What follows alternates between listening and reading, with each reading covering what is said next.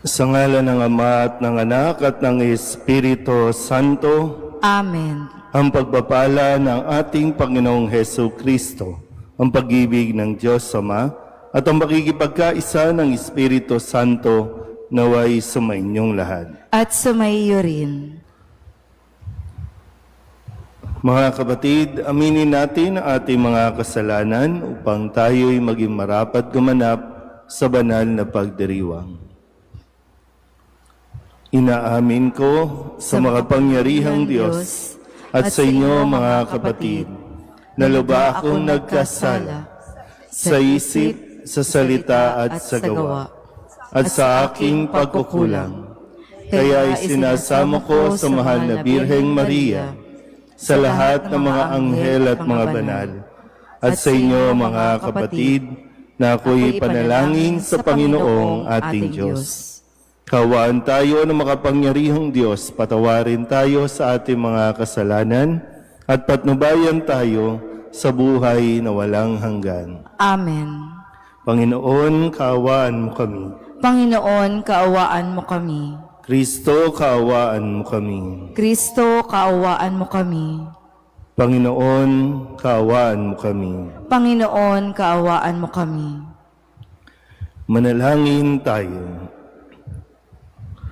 Ama naming makapangyarihan, pinuspos mo ng iyong karunungan at ng lakas na likas sa iyong mga sugo ang Papa na si San Pio, upang kanyang patatagin ang pananampalatayang Katoliko at pagkaisahin ng tanan kay Kristo. Sa pagsunod sa itinuro niya at ipinakitang halimbawa, ipagkaloob mong makamtan namin ang walang maliw na gantimpala sa pamamagitan ni Jesucristo, kasama ng Espiritu Santo, magpasawalang hanggan. Amen. Pagbasa mula sa aklat ni Propeta Ezekiel. Ito ang sinasabi ng Panginoon. Ipakikita ko ang kabanalan ng dakila kong pangalan na lapastangan sa harap ng mga bansa. Makikilala ng lahat na ako ang Panginoon kung maipakita ko na sa kanila ang aking kabanalan. Titipunin ko kayo mula sa iba't ibang bansa upang ibalik kayo sa inyong bayan. Wiwisikan ko kayo ng tubig na dalisay upang kayo'y luminis. Aalisin ko rin ang mga naging mantsa ninyo dahil sa inyong mga Diyos-Diyosan. Bibigyan ko kayo ng bagong puso at bagong espiritu. Ang masuwayin ninyong puso ay gagawin kong masunurin. Bibigyan ko kayo ng aking espiritu upang makalakad kayo ayon sa aking mga tuntunin at masunod ninyo ng mabuti ang aking mga utos. Ititira ko kayo sa lupaing ibinigay ko sa inyo, sa inyong mga ninuno. Kayo ay magiging bayan ko at ako ang inyong Diyos. Ang salita ng Diyos. Salamat sa Diyos. Ang atin pong itutugon sa bawat saknong ng salmo. Kayo'y aking wiwisikan upang salay mahugasan. Ulitin po natin. Kayo'y aking wiwisikan upang salay mahugasan. Isang pusong tapat sa aking likhain, bigyan mo, O Diyos, ng bagong damdamin. Sa iyong harapay, huwag akong alisin, ang espiritu mo ang papaghariin. Kayo'y aking wiwisikan upang salay mahugasan. Ang galak na dulot ng iyong pagliligtas, ibalik at ako ay gawin mong tapat. Kung magkagayon na, aking tuturuang sa iyo lumapit ang makasalanan. Kayo'y aking wiwisikan upang salay mahugasan. Hindi mo na nais ang mga paghandog, sa haing sinunog di ka nalulugod. Ang paghandog ko, O Diyos na karapat-dapat, ay ang pakumbabat, pusong mapagtapat. Kayo'y aking wiwisikan upang salay mahugasan. Alleluia, Alleluia, Alleluia. Dinggin ninyong lahat ngayon ang tinig ng Panginoon sa loob na mahinahon. Alleluia, Alleluia, Alleluia. Sumainyo ang Panginoon. At sumaiyo rin. Ang mabuting balita ng Panginoon ayon kay San Mateo. Papuri sa iyo, Panginoon. Noong panahong iyon, muling nagsalita sa mga punong saserdote at matatanda ng bayan si Jesus sa pamamagitan ng talinghaga. Sinabi niya, ang paghahari ng Diyos ay katulad nito. Nagandog ng isang piging ang isang hari sa kasal ng kanyang anak na lalaki. Sinugo niya ang kanyang mga alipin upang tawagin ang mga inanyayahan, ngunit ayaw nilang dumalo. Muli siyang nagsugo ng iba pang mga alipin at kanyang pinagbilinan. Sabihin ninyo sa mga inanyayahan na naihanda ko na ang aking piging, napatay na ang aking mga baka at mga pinatabang guya, at handa na ang lahat ng bagay. Halina kayo sa piging. Ngunit hindi ito pinansin ng mga inanyayahan. Humayo sila sa kani-kanilang lakad. Ang isa sa kanyang bukid at sa kanyang pangangalakal naman ang isa. Sinunggaban naman ng iba ang mga alipin, hinamak at pinatay. Galit na galit ang hari. Pinaparoon niya ang kanyang mga kawal, ipinapuksa ang mga mamamatay taong iyon at ipinasunog ang kanilang lungsod. Sinabi niya sa kanyang mga alipin, nakahanda na ang piging, ngunit hindi karapat-dapat ang mga inanyayahan. Kaya't pumunta kayo sa mga lansangang matao at inyong anyayahan sa kasalan ang lahat ng makita ninyo. Lumabas nga sa mga pangunahing lansangan ang mga alipin at isinama ang lahat ng natagpuan, masasama't mabubuti, anupat napuno ang mga panauhin, ang bulwagang pangkasalan.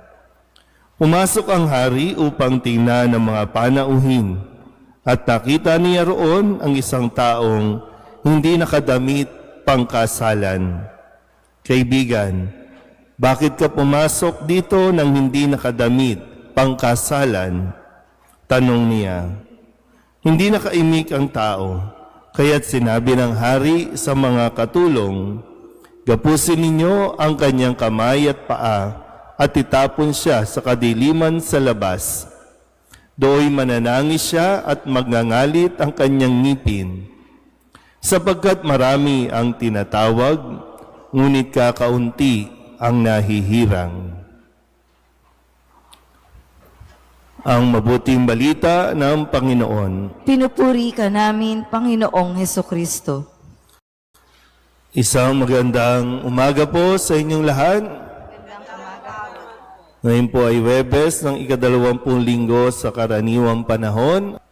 At ngayon sa ating Ebanghelyo, sa tulong ni Pope Pius X, ay atin ding maunawaan ang talinghaga, ang paggamit ni Jesus ng kwento upang maipaliwanag ang paghahari ng Diyos. Sa kwentong ito, makikita natin na ang pagpasok sa langit, ito ay katulad nga ng isang pagdiriwang ng isang kasalan, at siguro naman nakaka-attend na kayo ng mga wedding celebration, magarbo, masasarap na pagkain, masasaya at masaya ang mga programa. Yun yung dinidescribe ni Jesus sa kanyang mga kausap at maging sa panahon natin ngayon. Pero ang pagpasok sa langit, tandaan po natin, ay by invitation. Hindi ito yung basta-basta na lang papasok ka, gusto mong pumasok. Iniimbitahan ng Diyos ang una, sabi nga dito, mayroon siyang gustong imbitahan. ito yung mga malalapit sa Kanya, ito yung mahalaga sa Kanya. Gusto niya kaisa nila o makasama sila sa pagdiriwang na ito sa isang espesyal na okasyon ng Kanyang anak. Pero sa kasawiang palad, tinanggihan at ayaw dumalo ng mga yung bang priority, mga VIPs para dito sa nag-iimbita. Pero may kanya-kanyang dahilan, no? At tinanggihan ang imbitasyon. Yung iba naman ay talagang mas naging bayolente kasi yung mga naging ipinadala ay binugbog, pinatay. Kung kaya't ang paanyaya ay binuksan para sa lahat. Sabi nga po, mabubutit, masasama ay inimbitahan dahil handa na, no, sabi nga, handa na ang lahat. At yun, kaya ang isa sa mga turo natin, no, na ang simbahan ay para sa lahat. Hindi lang para sa mga mabubuti, kundi para din ang imbitasyon ay para din sa mga makasalanan. Pero, tingnan natin, ano bang pinagkaiba? Ano ba tayo? Ano bang pinagkaiba natin, tayo na araw-araw na nagsisimba, doon sa mga hindi nagsisimba? Ano bang pinagkaiba natin sa kanila? Kasi dito, yung mga inanyayahan, hindi dumalo. Tapos, yung mga dumalo naman, ay mayroong mga dumalo na hindi naging handa. Alam mo nang may kasalan, pero bakit hindi ka nakadamit pang kasalan? Kung kaya, kahit nandoon na sila sa langit, sila ay itinaboy pa rin, iginapos, itinapon doon sa tinatawag na nating impyerno, doon sa kung saan magngangalit ang kanilang mga ngipin. So, maganda kasi mapagnilayan natin, tayo bang mga nagsisimba ngayon, dito man, physical man, o sa mga nasa online, handa ba talaga tayo sa pagdalo natin sa misa? Kasi sabi nga, no, kung dito sa mundong ito, kung tayo po ay hindi sanay magsimba, paano tayo, o ayaw natin magsimba, paano tayo makakapasok sa langit? Pero ganun din naman, kung tayo ay nagsisimba naman araw-araw, handa ba talaga tayo? Proper ba ang attire natin? Higit pa doon sa tinatawag natin mga kasuotan, panglabas, no? Kasi hindi naman natin pwedeng at hindi dapat husgahan ang isang tao na dumadalo sa misa base sa kanyang kasuotan. May kanya-kanya tayong dahilan kung bakit ito ang kasuotan natin. Pero higit doon, yung kalooban natin, masasabi ba natin tayo ay nasa wastong pananamit, nasa wastong disposisyon kapag dumadalo tayo sa misa? Minsan mayroon tayong mga guidelines, no, paano kumilos, paano magbihis. Ito ay mga tulong para tayo malagay sa isang magandang disposisyon ng ating, para focus din tayo sa ating pagdiriwang, yung maging attentive tayo. Kasi kung pupunta ka lang dito, uupo, tayo, tapos wala ka naman sa pagdiriwang, ano nga pinagkaiba natin sa mga ayaw magsimba? So kaya mahalaga po, no? Mahalaga na attentive tayo sa bawat pagdiriwang at nakikiisa tayo sa pagdiriwang. Hindi yung para tayong tuod. Di ba minsan nararanasan nyo ba yung kapag meron tayong kasiyahan, tapos merong isa nagmumukmuk? Di ba panira yan eh. Nagkakasiyahan lahat, tapos ayaw makiisa. Ang hirap kaya minsan yung mga umahawak ng programa, hirap kasi yung mga tao nandoon nga pero ayaw mag-participate. Di wag na lang sana umattend. Pero sana po, no, mapagnilayan natin na ginugusto natin at ikinasisiya natin na tayo po ay nasa simbahan, nakikiisa sa pagdiriwang. Masayang nakikiisa sa misa. Kusang loob na pumupunta at tumatanggap ng imbitasyon ng Diyos. Kusa. Kasi mahirap po na pinipilit tayo at hindi tayo dapat para bang nagpapapilit pa ng todo. Kasi darating ang araw, pag wala na tayong buhay sa mundong ito, may mga pagkakataon na nararanasan natin kapag buhay, ayaw pumasok ng simbahan. O nung nabubuhay, ayaw pumasok, ayaw magsimba. Pag namatay, ipinipilit ipasok sa simbahan na para bang okay na ba yun? Pasok na ba siya sa langit dahil naipasok siya sa misa? Tayo din naman po ang haharap sa Diyos at sana hindi natin marinig sa ating Panginoon na gapusin yan, hindi yan karapat-dapat dito sa langit. Amen?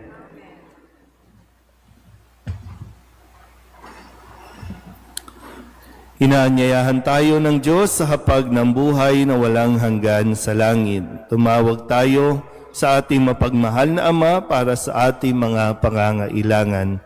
Ang ating pong itutugon, Panginoon, dinggin mo ang aming panalangin. Panginoon, dinggin mo ang aming panalangin. Ang simbahan dito sa lupa, naway patuloy na umunlad at mahikayat ang maraming tao sa kaligayahan ng kaharian ng Diyos. Manalangin tayo sa Panginoon. Panginoon, dinggin mo ang aming panalangin. Ang mga mayayaman at mahihirap, naway huwag iwasan ang hamon at tawag ng kaharian ng langit. Manalangin tayo sa Panginoon. Panginoon, dinggin mo ang aming panalangin. Sa pagkakaroon ng dalisay at nagsisising puso, tayo naway matagpo ang karapat-dapat na makibahagi sa hapag ng inihanda ng Diyos para sa atin. Manalangin tayo sa Panginoon. Panginoon, dinggin mo ang aming panalangin. Sa mga may sakit at may kapansanan, naway maibahagi natin ang habag at kabutihan ng Diyos. Manalangin tayo sa Panginoon. Panginoon, dinggin mo ang aming panalangin. Ang mga namatay, naway mabuhay sa tahanan ng Diyos at magbunyi sa hapag ng buhay na walang hanggan. Manalangin tayo sa Panginoon. Panginoon, dinggin mo ang aming panalangin. Idulog din natin sa Panginoon ang ating mga personal na kahilingan at mga panalangin para sa ating mga pamilya. Kasama din ang mga kahilingan ng mga nanonood sa online. Lahat ng mga misang pasasalamat, special na intensyon, agarang paggaling ng mga may sakit, at ang lahat ng mga kaluluwa na inihiling na ipagdasal sa misang ito.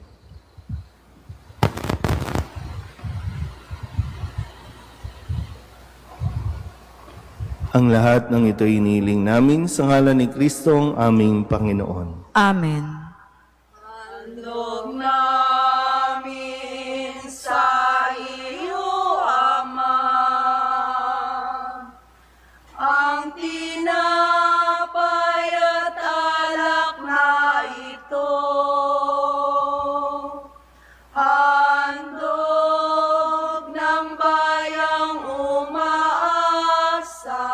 Sumasamba't nagmamahal sa'yo. Handog namin sa iyo, Ama,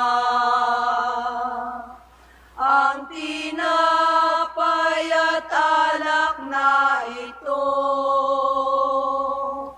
Handog ng bayang sumasamba't nagmamahal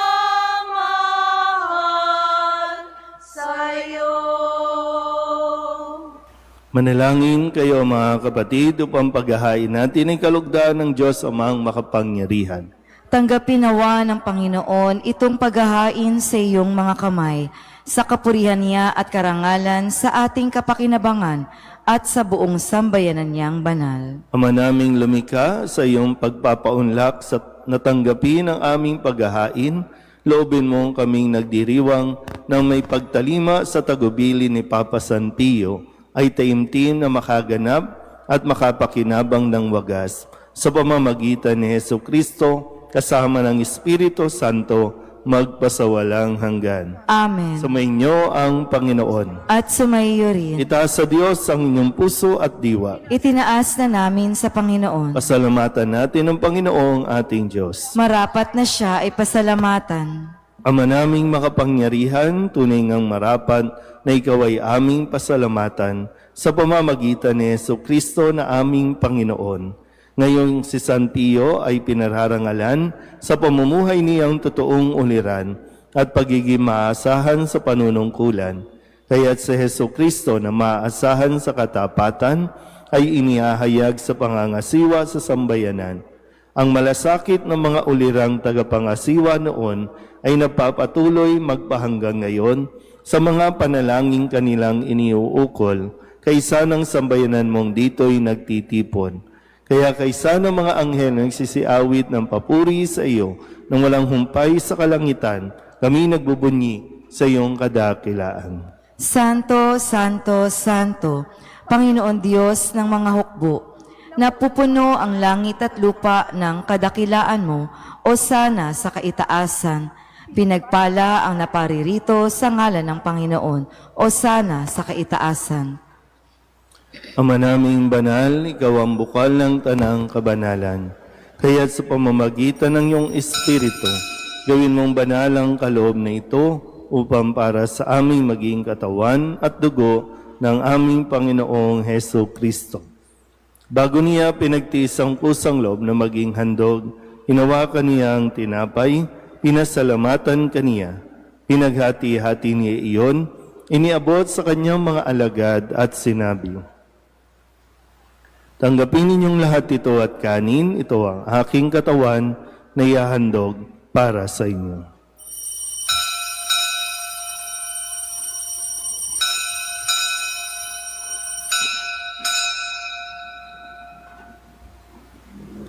Ngayon din naman nung matapos ang hapunan, hinawakan niya ang kalis, muli kaniyang pinasalamatan. Iniabot niya ang kalis sa kanyang mga alagad at sinabi, tanggapin ninyong lahat ito at inumin. Ito ang kalis ng aking dugo ng bago at walang hanggan tipan. Ang aking dugo na ibubuhos para sa inyo at para sa lahat sa ikapagpapatawad ng mga kasalanan. Gawin ninyo ito sa pag-alaala sa akin.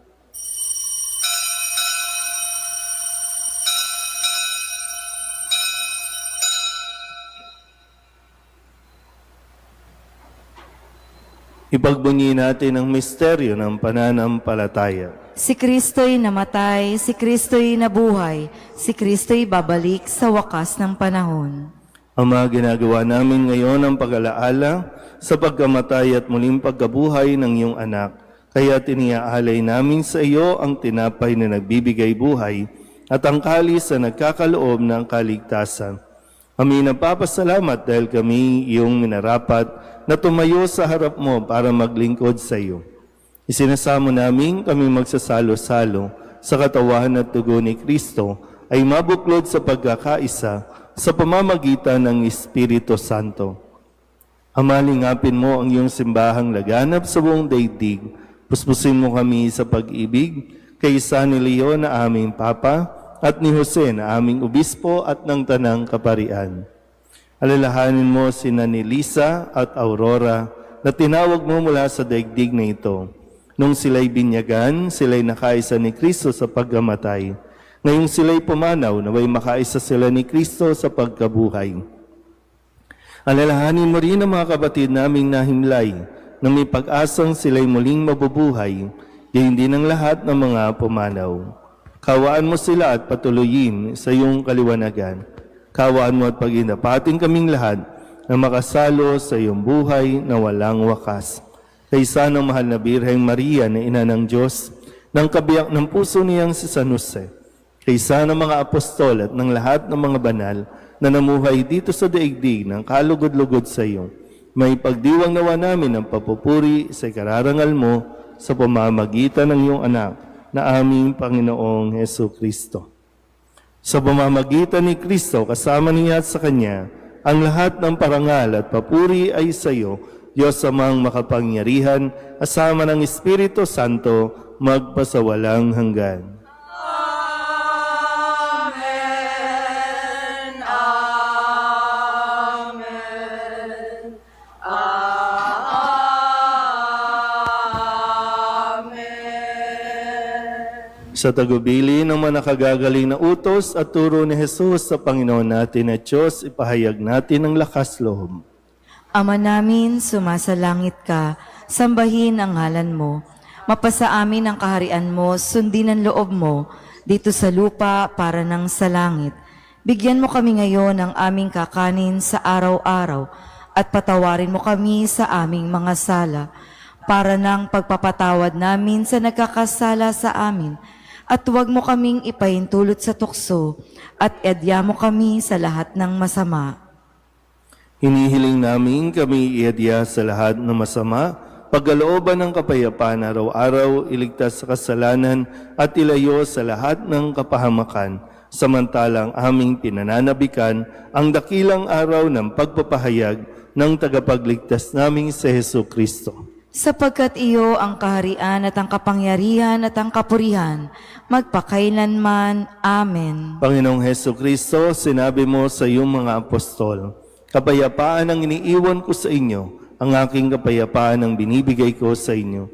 Tunghayan mo ang aming pananampalataya at huwag ang aming mga pagkakasala. Pagkalooban mo kami ng kapayapaan at pagkakaisa ayon sa iyong kalooban, kasama ng Espiritu Santo, magpasawalang hanggan. Amen. Ang kapayapaan ng Panginoon ay laging sumainyo. At sumaiyo rin. Mabigayan po tayo ng kapayapaan sa isa't isa.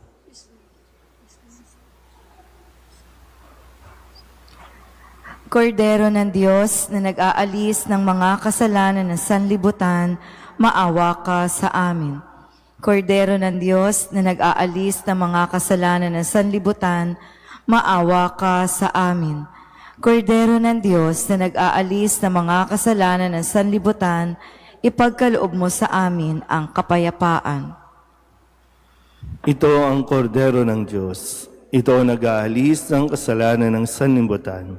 Mapalad ang mga inaanyayahan sa kanyang piging. Panginoon, hindi ako karapat-dapat na magpatuloy sa iyo, ngunit sa isang salita mo lamang ay gagaling na ako.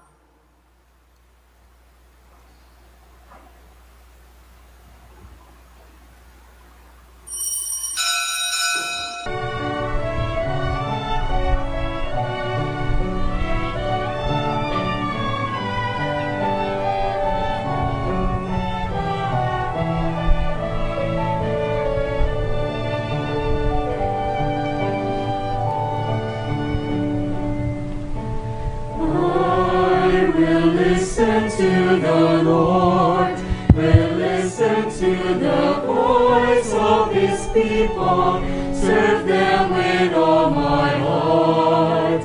I will listen to His words and call upon the Lord for His people to live in faith and truth and in love.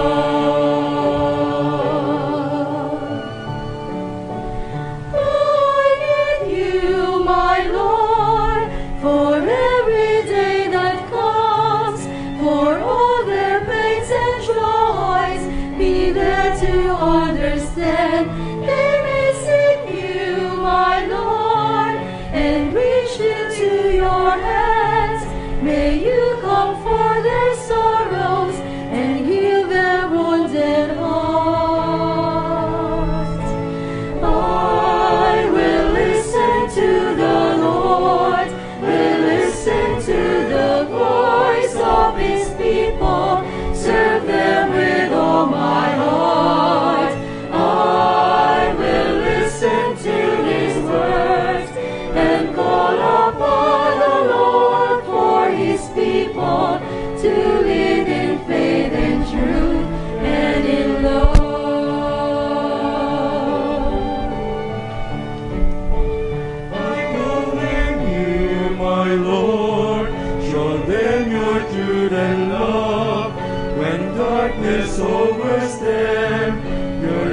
shines from above. I will be there, my Lord, to lead at your command. Together at one table, eat them the bread of love. I will listen to the Lord, will listen to the voice of his people, serve them with all my heart. I will listen to his words and call upon the Lord for his people to live in faith and truth and in love. There are those who seek the lost and suffering, bind their wounds and bring them to your care. Oh Lord, I know that you're with them, embracing once again. Your love is all I've got.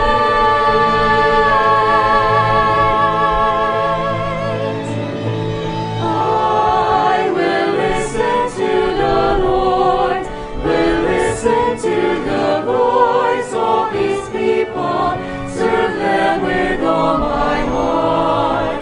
I will listen to his words and call upon the Lord for his people to live in faith and truth and in love.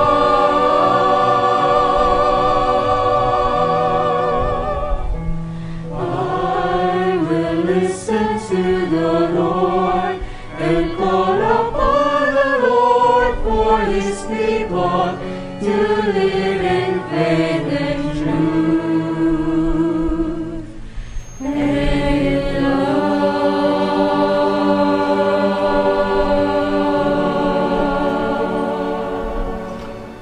Magsitayo po ang lahat.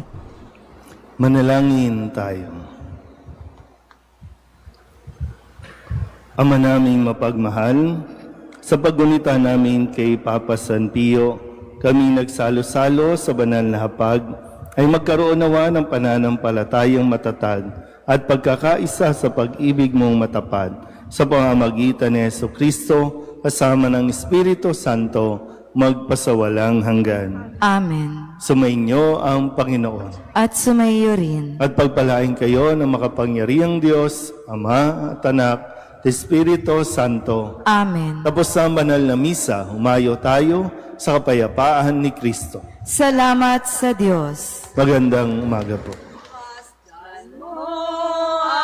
Ang ningas ng pag-asa at ang awit namin pakinggan